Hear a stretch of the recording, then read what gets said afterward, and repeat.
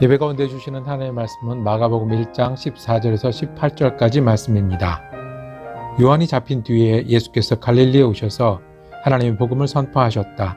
때가 찼다. 하나님의 나라가 가까이 왔다. 회개하여라. 복음을 믿어라. 예수께서 갈릴리 바닷가를 지나시다가 시몬과 그의 동생 안드레가 바다에서 그물을 던지고 있는 것을 보셨다. 그들은 어부였다. 예수께서 그들에게 말씀하셨다. 나를 따라오너라. 내가 너희를 사람을 낚는 어부가 되게 하겠다. 그들은 곧 그물을 버리고 예수를 따라갔다. 아멘. 추위를 뚫고 모였습니다. 많이 추운데 추위를 정말로 뚫고 그 사이로 우리가 모였습니다. 혹시 오늘 여러 사정으로 교회 못 오신 분들은 특별히 이 영상을 주목해서 보실 것입니다. 예수 믿는 사람들은 예배가 중요한 사람들입니다. 앤드류 월즈라고 우리 이 시대에 전체 신학을 주도하는 유명한 신학자 한 분이 계십니다. 2000년 넘는 교회 역사를 살펴보는데 과연 교회가 변하지 않는 게 있었는가를 살펴보기 시작했어요. 어떤 때는 숨어서 모이기도 했고요. 어떤 데는 제일 높은 데 잘 보이는 곳에 모이기도 했습니다. 어떤 곳에서는 남자들만 모이는 곳이 있었고요. 어떤 곳에서는 섞여 앉아서 모인 적이 있었습니다.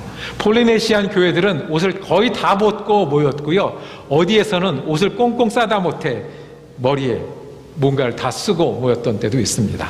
정말 교회가 변치 않고 똑같았던 적이 있을 것인가? 있었을까? 한 가지가 변치 않았다고 그래요. 한 가지는 어느 시대, 어느 곳에나 똑같은 게 있는데 그 주일날 예배하러 모인다는 거예요. 500년 전으로 가든 1000년 전으로 가든 아니 더 먼저로 가든 지구 끝으로 가든 아니면 2명, 3명밖에 모이지 않는 교회를 가든 수만 명이 모이는 교회를 가든 똑같은 것은 주님을 예배하러 주일날 모인다는 거예요. 그리고 말씀이 중요하죠. 그 예배의 중심에 말씀이 중요한 것은 우리가 주님을 예배하러 모이니 주님의 말씀으로 여겨지는 성경이 중요하고 선포가 중요합니다. 그래서 예수 믿는 사람들이 2000년 동안 변하고 다르고 동네마다 다르고 시대마다 달라도 변치 않는 것은 예배하는 공동체를 이뤄왔다는 것입니다. 오늘 아침에 일어나서 밖을 내다보면서 예배하는 공동체가 얼마나 소중한지를 다시 한번 가슴 깊이 느끼던 날이었습니다. 맞습니다. 우리가 예배하는 공동체고 예배가 중요한 사람입니다. 예수님 때문에 그렇습니다. 예수님 때문에 그렇습니다. 추위를 뚫고 와야 되는 이유도 예수님이고 우리가 모여야 되는 이유도 예수님이고 옷을 입든 벗든 남자든 여자든 어디든 모여야 되는 이유가 예배해야 되는 이유가 예수님 때문입니다. 오늘 말씀은 그 예수가 우리의 중심이라는 말씀을 다시 한번 우리 가운데 새기기를 원합니다. 마가복음 1장에 있는 가운데 토막의 이야기입니다. 예수님이 우리 중심이 되십니다. 예수님이 처음 설교하시기 시작하셨다고 얘기합니다. 예수님의 첫 설교는 무엇일까요? 마가복음이 예수님의 설교를 아주 간단하게 한 절로 요약해 놓으셨습니다. 설교를 할 때 오늘 말씀은 어떤 겁니다 라고 시작을 하잖아요.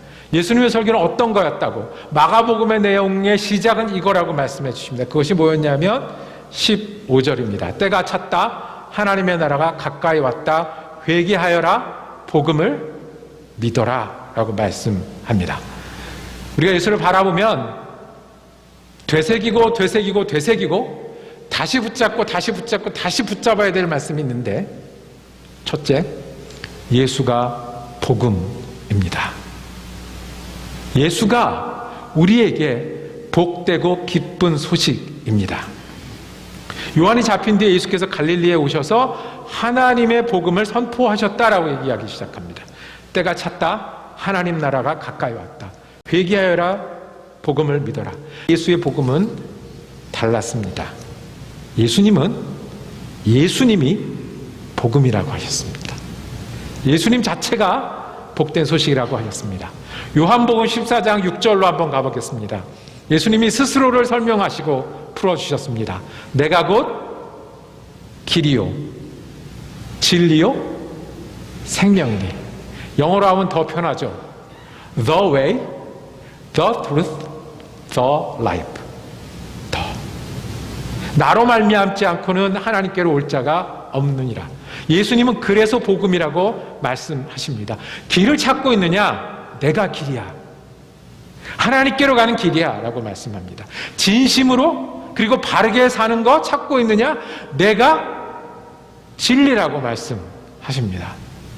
생명, 영원한 생명, 이 땅의 생명, 내가 생명이라고 말씀하십니다. 예수님의 설교는, 예수님이 지금 이 자리에 오셔서 1년 동안 시리즈 설교를 시작하셨더라도 예수님은 내가 복음이다, 믿어야 한다라는 말씀부터 시작하실 것입니다. 그래서 히브리서 12장에는 이렇게 말씀하셨습니다. 예수를 바라보라. 예수님이 믿음의 주라라고 말씀하셨어요. 믿음의 주라를 영어 번역이 어떻게 해놓은 데가 있냐면 author of faith라고 그랬어요. 믿음이 어디에서 시작한다고요? 예수님에게 시작한다고요. 믿음의 내용이 누구라고요? 예수님이라고요. 시작이 되고 내용이 되는 거예요. 복음인 것은, 예수님이 복음인 것은 예수님을 통해서 우리는 하나님을 알기도 하고 배우기도 해요. 우리는 예수님을 믿을 때 하나님의 사람이 되고 하나님의 자녀도 돼요. 우리가 예수님을 복음으로 믿을 때에 우리는 돌아갈 것이 있어요. 흔들려도 돌아갈 것이 있고 다시 붙잡을 때 있어요. 62가로 내려가면 분위기가 확 바뀝니다. 55가, 6가 거기까지 괜찮다가 60가를 넘어가면 분위기가 확 바뀝니다. 거기서 교회를 시작한 분들이 계시더라고요.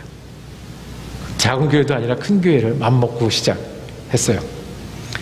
그 교회를 옛날 건물을 사서, 건물값은 되게 싼데 그 건물값에 모일 수 있고 안전하게 만들고 교회처럼 만드는데 수백만 달러가 들어가는 그런 교회였어요.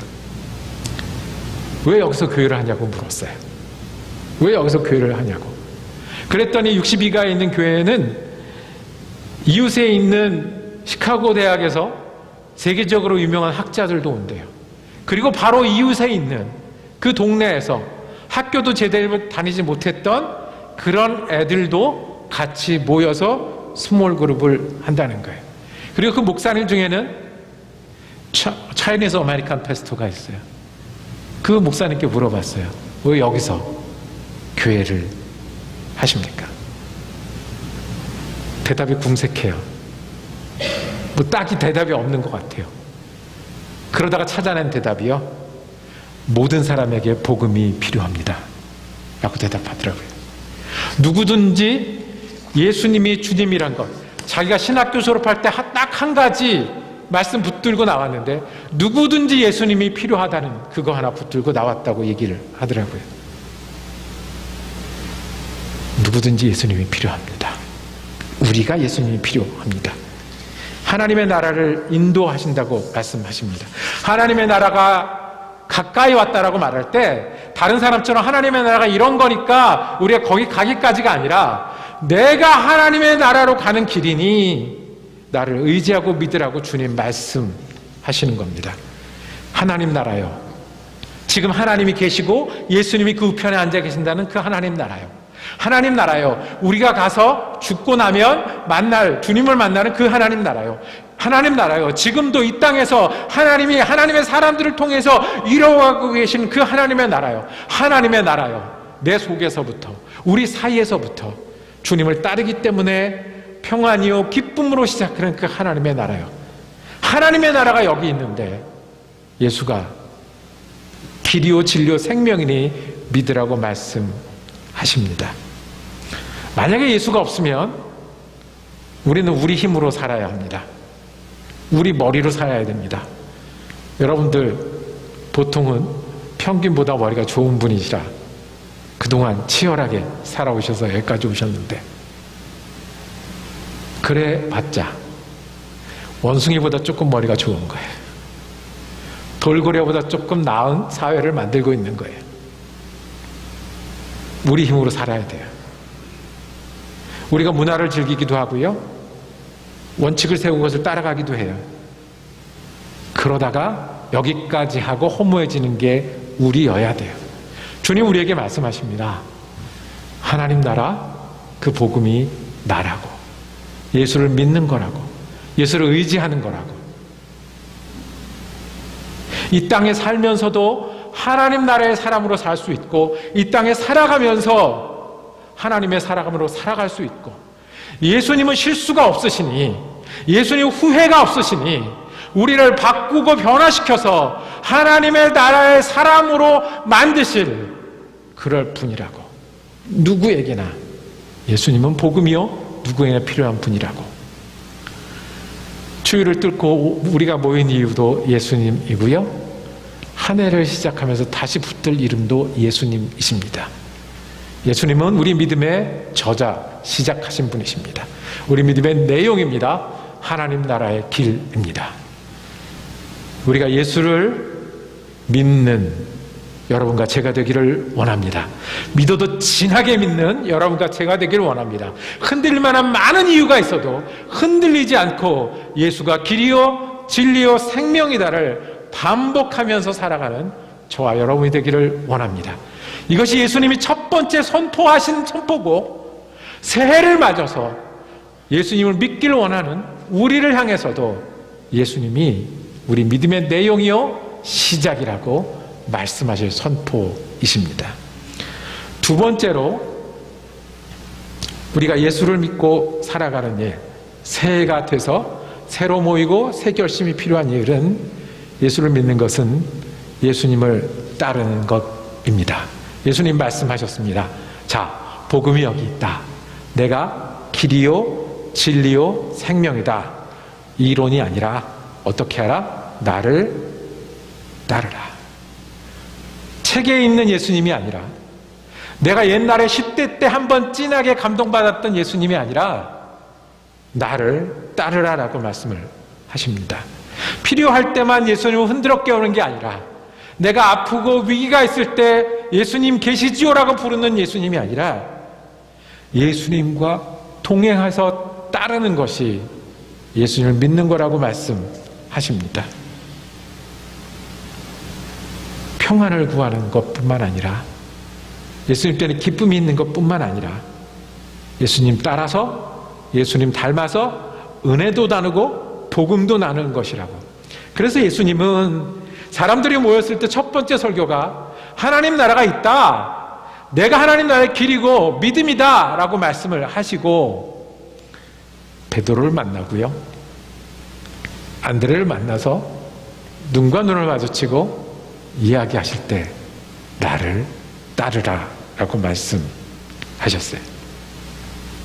예수를 따르는 것은 예수를 주로 믿는 거고요, 예수가 인도자가 되셔서 동행하는 게 따르는 거잖아요. 예수님이 저쪽으로 가시는데 내가 등을 돌리고 이쪽으로 가는 게 따르는 게 아니잖아요. 그리고 예수를 따르다 어디까지 가는 거예요? 천국까지 가는 게 따르는 거예요. 어부들에게는 나를 따라 영혼의 어부가 되자고 말씀하셨어요. 우리들에게는 무엇을 말씀하실까요? 우리가 다 이민자로 살아가는데, 이민자들에게는 어떻게 부르실까요? 우리가 이민 생활하면서 전부 부지런히 사세요. 더 낫게 살려고 애쓰고 자녀 잘 길러보려고 애쓰며 살아요. 새 나라에서 미국 시민도 되고 또 중산층으로 주역도 돼서 꿀리지 않게 중요하게 되려고 애쓰기도 해요. 노인이 많은 시대가 되다 보니까 미래를 탄탄하게 준비하는 것도 중요해요. 그리고 그 다음은 어떻게 될까요? 미국이 왔으니 미국 묘지에 묻히겠죠. 다른 거는 어떤 데는 묘석이 크고 어떤 데는 묘석이 바닥에 있고. 예수님이 우리를 어떻게 부르실까요? 베드로와 요한은 어부니까 영혼의 어부, 이민자들은요, 자녀를 기르면서 고생할 텐데 그 자녀도 예수님과 함께 기르자고 나를 따르라고 하실 거예요. 여기 시민으로 중심이 되어 사는 것뿐만 아니라 하나님 나라의 시민이 되어서 하나님 나라의 중심이 되어서 살라고 부르실 거예요. 든든한 노후 대책이 아니라 결코 변하지 않는 그 은혜와 보람과 의미를 쌓아가도록 그렇게 하자고 나를 따르라고 부르실 거예요. 그래서 이 땅에서 삶이 끝나는 게 아니라 어느 순간부터는 예수 닮은 온전케 되어 하나님 나라에서도 예수를 따르는 사람이 되라고 부르시지 않겠습니까? 제자 되는 길은 간단했습니다. 나를 따르라는 말씀을 듣고 그물을 버려두고 예수님을 따르기 시작할 때 예수님의 제자가 되었습니다. 주님, 우리도 믿으라고 말씀하시고, 그럼 믿는 게 어떻게 하는 거냐고요? 주님을 따르는 거라고, 주님과 함께 하는 거라고, 주님을 중요하게 여기고 주님을 의지하게 여기고 따라가는 거라고 말씀하셨습니다. 그런 게 어떤 걸까요? 그물을 버리고 나니까 베드로와 안드레는 예수님을 따를 수가 있어요. 그물을 버리고 나니까 어부에서 사람을 낚는 어부의 길을 출발했어요. 우리가 짜릿함을 느끼기 위해서 청룡열차도 타고요, 짜릿함을 느끼기 위해서 줄 하나에 매달려서 번지점프도 타는데, 하나님이 우리와 어떻게 동행하고 어떻게 함께 하시는 것, 그것에 우리 자신을 던져보는 건 어떻겠습니까? 정말 말씀이 나를 인도할까요? 정말 예수가 나를 온전케 할까요? 성경은 거듭 말씀하십니다. 하나님 실수하지 않으십니다. 하나님 선택하시고 후회하지 않으십니다. 하나님 우리를 선택하셨으면 우리를 바꿔서 주님의 사람으로 만드실 겁니다. 짜릿함을 위해서도 나를 던지는데, 예수님과 함께 사는 삶을 위해서 정말 말씀에 우리를 한번 던져보는 건 어떻겠습니까? 내가 여기까지 해봤다고, 내가 여기까지 주님께 매달려봤다고, 내가 여기까지 주님께 가슴을 들여봤다고, 여기까지 주님께 시간을 들여봤다고, 주님이 우리를 주님의 사람으로 만드시도록 한번 들여보는 건 어떻겠습니까?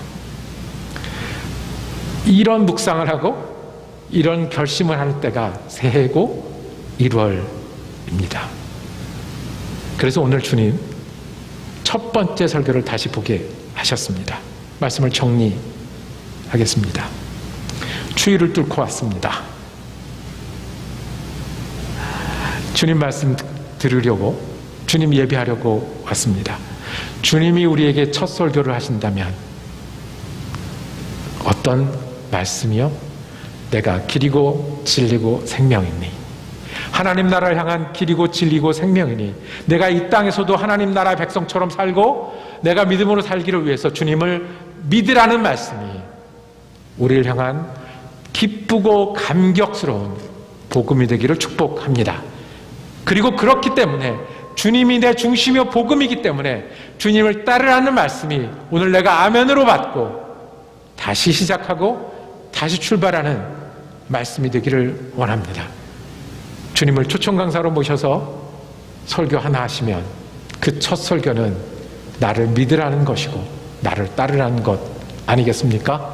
우리가 세상의 소리 묶어놓고 내 소리 뒤로 하고 주님의 소리 듣기를 원합니다. 예수 믿는 일이 내게 가장 중요한 일입니다. 그러기에 예수님을 따르는 저와 여러분이 새 결심, 새 믿음이 되기를 축복합니다. 기도하겠습니다. 주님, 우리가 주님 말씀 앞에 다시 앉았습니다. 주님이 우리의 주님이십니다. 믿음의 시작이요, 믿음의 내용이요, 우리가 의지할 이름, 우리가 다시 돌아올 주님입니다.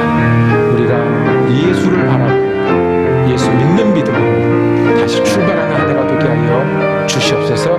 그러면서 우리가 예수를 따르라는 그 음성을 우리 음성으로 받게 하여 주시옵소서.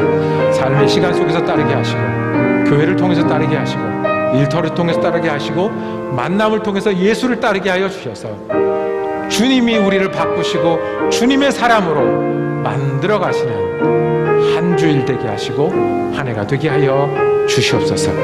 우리 예수 그리스도 이름으로 기도드립니다. 아멘.